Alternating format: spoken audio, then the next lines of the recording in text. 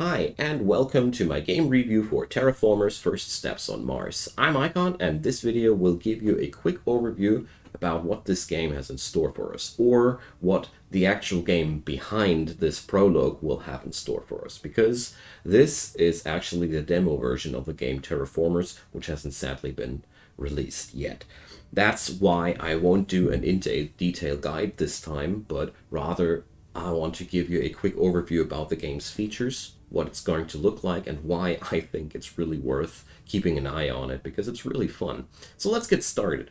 In its basics, in this game, you have to colonize and terraform Mars. We've heard that before, didn't we? But, it's a different take on the whole topic. There's no real time in this one. This is a turn-based game. It works with resources that you gain and gather from the planet. You explore the planet and you build stuff in towns that produce resources for you, so you can gather minerals by building mines on several locations on Mars, or building stuff in your towns that produce food or whatever. You get the idea, I guess. Exploring the planet also yields new areas. So for example, here we discovered a lava tube where we could found a lava tube city, and here we have rocky plains where we can't sadly build anything, and there's a lot of different areas that you can work with. Cities provide population, resources, and also they are providing access to areas. You see those red yellow lines, they show that the town has access to this one, and here I built up a mine that's providing nitrates. The goal here is to provide terraforming points in form of heat, oxygen, ocean, and atmosphere. When you do that, the planet changes and the game proceeds.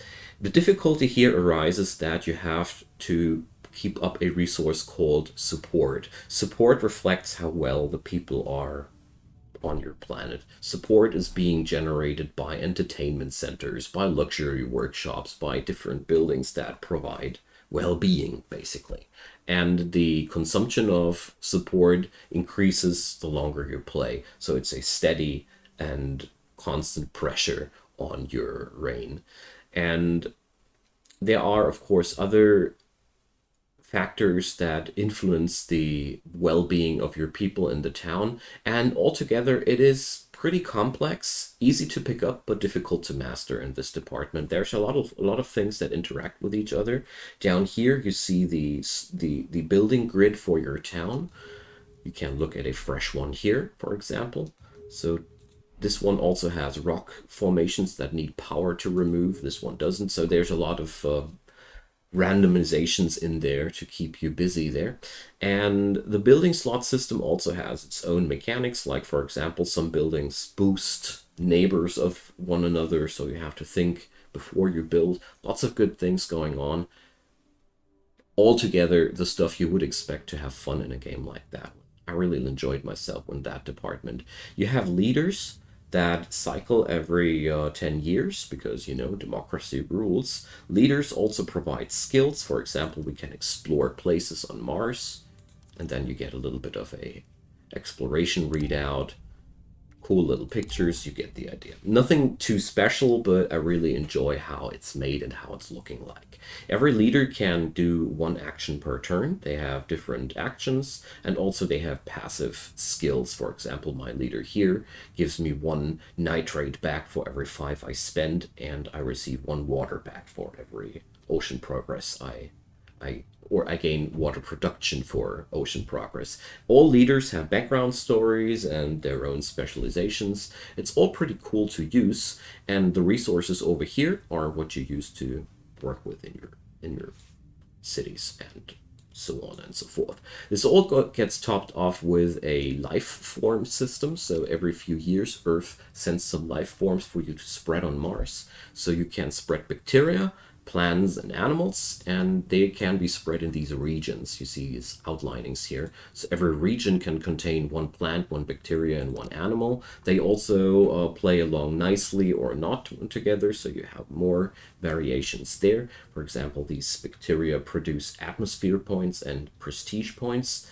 And yeah, that's the gist of it. Every turn you get a new card for your hand. That's called research. It works like that. And there's also sometimes events where we can receive hand cards for where you get to decide stuff. Oh, and here's the every turn research. You can also use here a leader skill to change the research outcomes. So there's really a lot of things that interact with the game's features in a way that there is a lot of room for variables that change your gameplay every time you turn up the game, and I really appreciate these things because that's where the longevity of your game lives at. The more complexity and the more different things that can happen every time you open up a game, the better, at least in my opinion.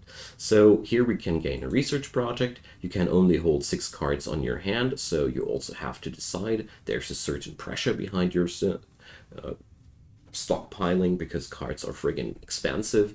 As you see here, I only produce a couple of resources. There is also the challenge, therefore, of resource production and allocation, and so on. There's really all the pieces in part, but sadly, this is only a prologue. But the good news, the demo is for free. You can just download it at Steam and try it for yourself. I can't recommend it enough because I think this one, once it's done, will be a game with a more casual approach, because I personally always feel as if these turn-based games feel for me a little bit more casual and relaxed because you have more time to think about it. I can't just tap it down and open it up in 30 minutes again.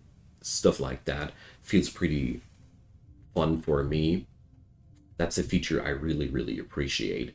It's not as if this game would invent anything new in the genre, but it's very, very cool and skillful approach of features that I liked among other games. For example, the hand card system is pretty cool, and I encountered it in games like Kingdoms Reborn. The point-like systems here and the animals that interact with each other remind me a little bit of Rios. There are a lot of elements that feel familiar yet really, really good. So yeah, I really keep an eye out on this title, and I wanted to give this review a chance for, or make this review to give you a chance to have a look on it too, because like I said, it's for free.